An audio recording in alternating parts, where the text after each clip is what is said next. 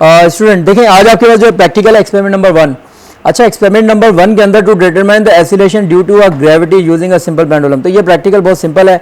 आपके पास इस प्रैक्टिकल में स्टार्टिंग में इक्वेशन दी हुई है, बट इक्वेशन हमेशा आपको मैं बता दूं ये प्रैक्टिकल के क्वेश्चन 1 के एंड में होती है। आपके पास सबसे पहले स्टार्टिंग के अंदर आपके पास जो वर्डिंग दी हुई है, जो इक्वेशन है वो तो खैर लास्ट में हम कर लेंगे। आपके पास जो सबसे पहले जो पार्ट 1 है, पार्ट 1 में लिखा हुआ है adjust the length of the pendulum such that L 0.800 meter displays the both sides with through a small angle and allow the pendulum to oscillate. Record the time T1, T2, 20 oscillations. Note the first reading obtained is T1. Then repeat the experiment for obtain T2. Hence find the period of T for time for one oscillation. मैं आपको एक चीज़ बता दूं कि देखें oscillation जो आपके पास होती है ना, तो oscillations हमेशा याद रखें। ऑसिलेशन आपको कभी भी प्रैक्टिकल के अंदर देखिए, इस प्रैक्टिकल में तो उन्होंने पहले ही एक्सप्लेन किया हुआ है कि आप T2 1 करें, T2 स्मॉल करें, देन T एवरेज करें, then you will find capital D। आप याद रखें कभी भी कैपिटल D आपके पास अगर आएगा कैपिटल D, इट मीन्स आप याद रखें आपको 4 कॉलम्स बनाने होंगे हर हाल में आपके पास कभी भी प्रैक्टिकल, क्योंकि ये सिंपल प्रैक्टिकल आपके पास क्वेश्चन 1 है, तो इसमें उसने स्मॉल टी या T2 बताया हुआ है कि आपको किस तरह से ऑसिलेशन लेनी है। लेकिन कभी भी आप देखेंगे ना कैपिटल D, इसका मतलब आपको ये काम करना पड़ेगा T1, T2, then average time, then you will find capital T. Capital T means ये होता है कि आपके पास किसी भी ऑब्जेक्ट को अगर आप मूव करते हो तो यहाँ से वापस आएगा तो 1 oscillation, it means period of oscillation. लेकिन आपको ये करने के लिए आपको T1, T2 average time, then you will find capital T। ठीक है, तो यहाँ एवरेज तक स्मॉल में इसीलिए कि लार्ज नंबर ऑफ ऑसिलेशन, किसी भी ऑब्जेक्ट को रिलीज करोगे वापस आएगा, आप उसको 10 टाइम्स करें 20 टाइम्स करें तो वो स्मॉल में ही काउंट होगा। ठीक है, तो ये बेसिकली करना इसीलिए होता है कि ये एक्यूरेसी से रिलेटेड है। तो आपको टाइम को जो है वो T1, T2 रिपीट करोगे, मैक्सिमम नंबर ऑफ ऑसिलेशन।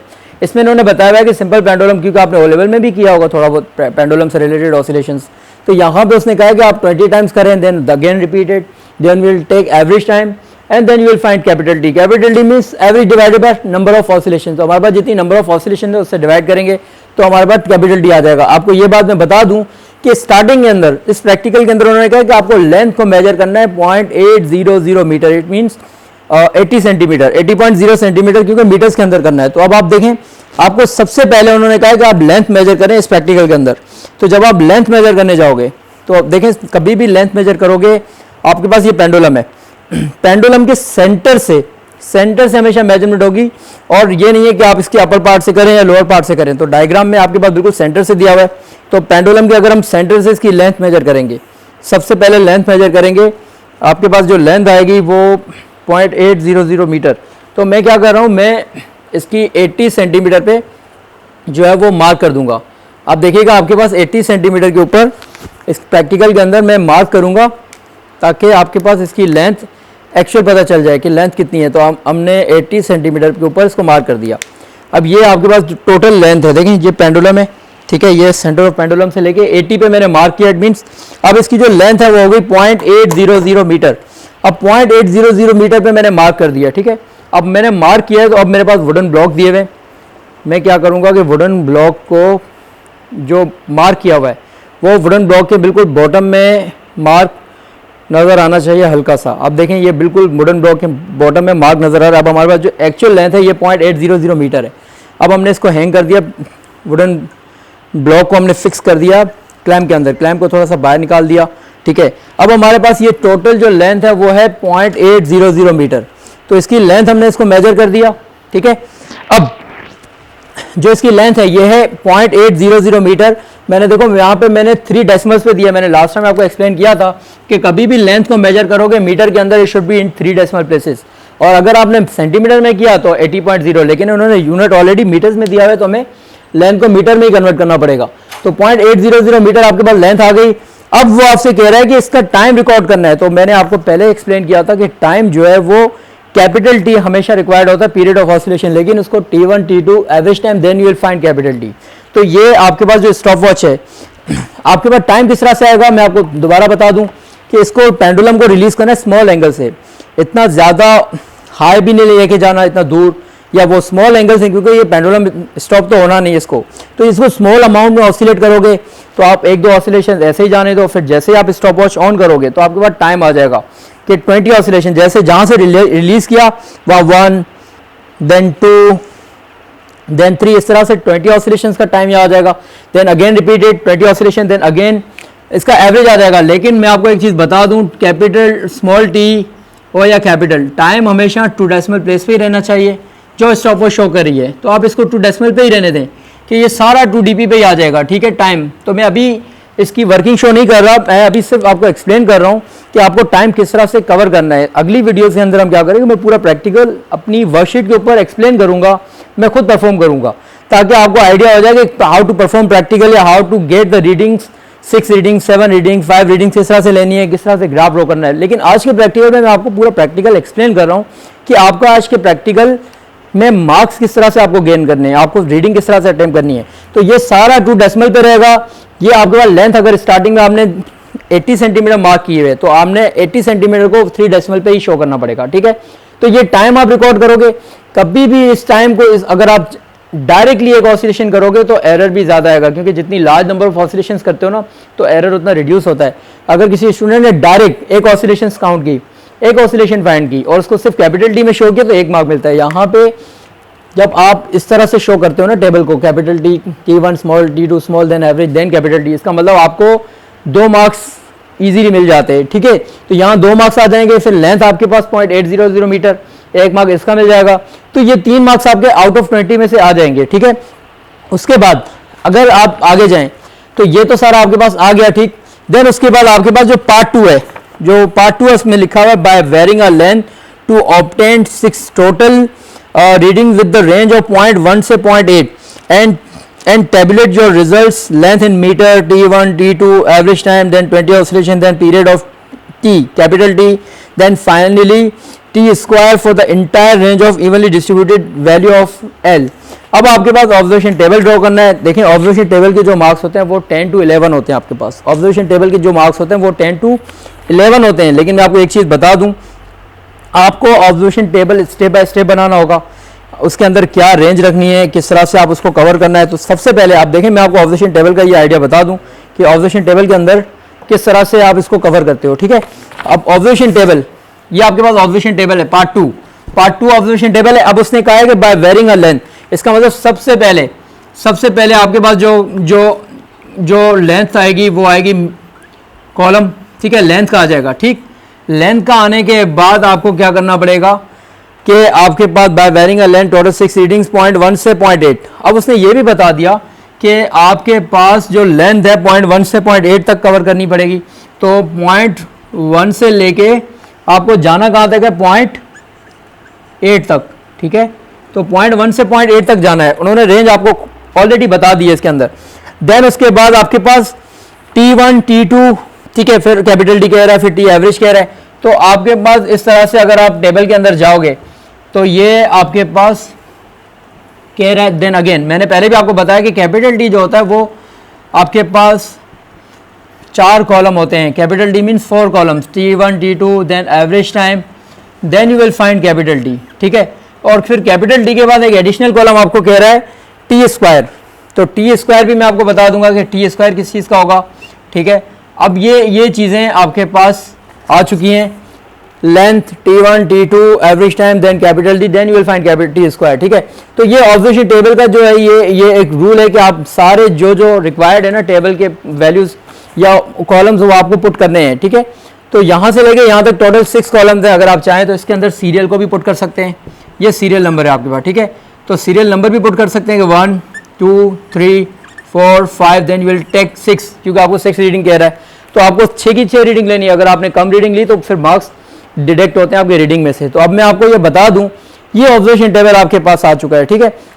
मैंने यहाँ कोई यूनिट शो नहीं किया, कोई डेसिमल, कोई सिग्निफिकेंट कुछ भी शो नहीं किया। लेकिन अब मैं आपको एक चीज़ और बता दूँ, आपके ऑब्जर्वेशन टेबल के मैं मार्क्स बता दूँ आपको कि ऑब्जर्वेशन टेबल के मार्क्स इस तरह से होते हैं।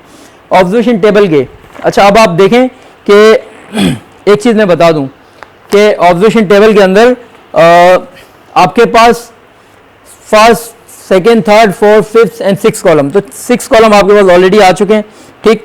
अब आप एक काम करते हैं कि मैं आपको ऑब्जर्वेशन टेबल के 9 to 10 मार्क्स होते हैं, ठीक है। तो मैं आपको ऑब्जर्वेशन टेबल के सारे मार्क्स एक्सप्लेन करता हूं कि ऑब्जर्वेशन टेबल के अंदर, ठीक है, ऑब्जर्वेशन टेबल के अंदर हम देख लेते हैं कि किस तरह से होगा। फर्स्ट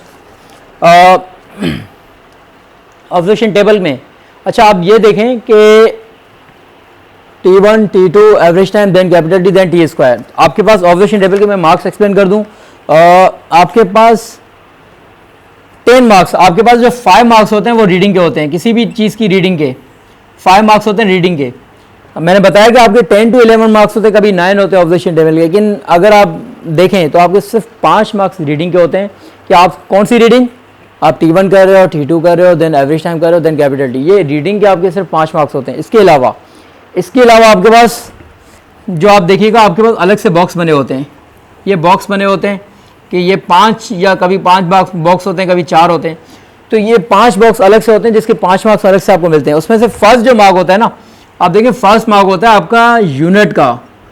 आप देखें आपको यूनिट जो है ना, यूनिट हेडिंग के अंदर यूनिट को शो करना पड़ेगा। यूनिट किस तरह से, अब जैसे लेंथ आपके पास है उसका यूनिट क्या है, ठीक है, टाइम का यूनिट सेकेंड है, ठीक, मिनट्स में नहीं होता कभी भी ऑसिलेशंस का टाइम, ठीक है। देन टी स्क्वायर है, तो टी स्क्वायर अगर आपके पास है तो उसका यूनिट क्या होगा, एस स्क्वायर, ठीक है। ये 5 मार्क्स रीडिंग के हैं, ठीक है, ये रीडिंग के मार्क्स हैं आपके पास। अच्छा ये एस स्क्वायर आ जाएगा। तो आप देखें हेडिंग में यूनिट, अगर किसी एक जगह भी आप यूनिट भूल गए, चाहे आप यहाँ भूल गए, चाहे कहीं किसी भी एक जगह भूल गए, सब में यूनिट देने का सिर्फ एक ही मार्क है, तो आपको हर जगह पे यूनिट शो करना पड़ेगा। हेडिंग के अंदर कोई भी वैल्यूज के साथ यूनिट पुट नहीं करेगा, यहाँ पे कोई भी यूनिट नहीं देगा, यहाँ पे कोई यूनिट नहीं देगा, ठीक है। तो एक मार्क आपके पास ऑब्जर्वेशन टेबल में यूनिट का है। सेकेंड मार्क आपके पास सेकेंड ये होता है रेंज। मैं अब आपको बता दूं कि रेंज किस चीज़ की, देखें आपको मैं एक चीज़ बता दूं, आपको उन्होंने लेंथ की रेंज पहले बता दी 0.100 से 0.800 मीटर, इट मीन 10 सेंटीमीटर से 80। अब इसको अगर किसी स्टूडेंट ने 0.1 से लेके 0.6 पे ओवर कर दिया, 0.7 पे ओवर कर दिया या 0.6 पे ओवर कर दिया, तो ये मार्क्स लूज हो जाएगा। रेंज का मिनिमम टू मैक्सिमम रेंज हमेशा कवर करनी होती है। अब इसके लिए क्या करना पड़ेगा, आप देखें कि अब आपको मैं एक चीज़ बता दूं, अब इसमें क्या होगा कि 0.1 से 0.8 के बिटवीन आप देखें रेंज को कवर करना है। तो मैं आपको एक चीज़ और बता दूं कि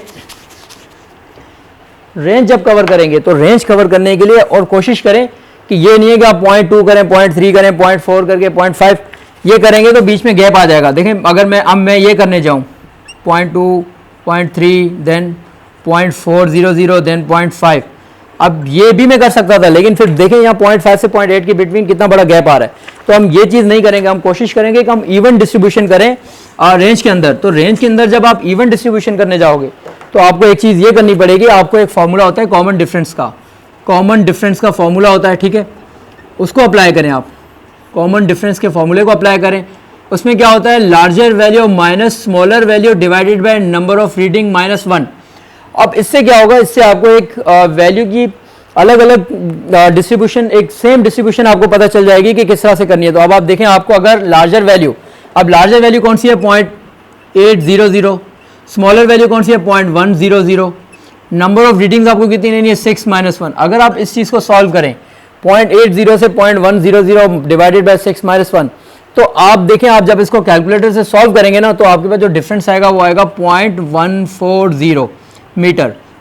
तो ये जो डिफरेंस आएगा 0.1400 मीटर, इट मीन्स कि ये अब आप क्या करोगे, 0.1 में अगर आप 0.140 मीटर ऐड करो तो ये बनेगा 0.240। देन अगेन अगर आप पुट करो तो ये 0.24 में अगर आप ऐड करोगे तो 0.380, देन अगेन पुट करोगे 0.520, ठीक है, देन अगेन पुट करोगे 0.660। तो अब आप मुझे बताएं कि ये जो डिफरेंस हैं ये आपके पास सारे सेम डिफरेंस आ रहे होंगे कि आप 0.14 के डिफरेंस से सारे इक्वल डिस्ट्रीब्यूशन आ जाएगी। अब आपको एक और काम करना पड़ेगा।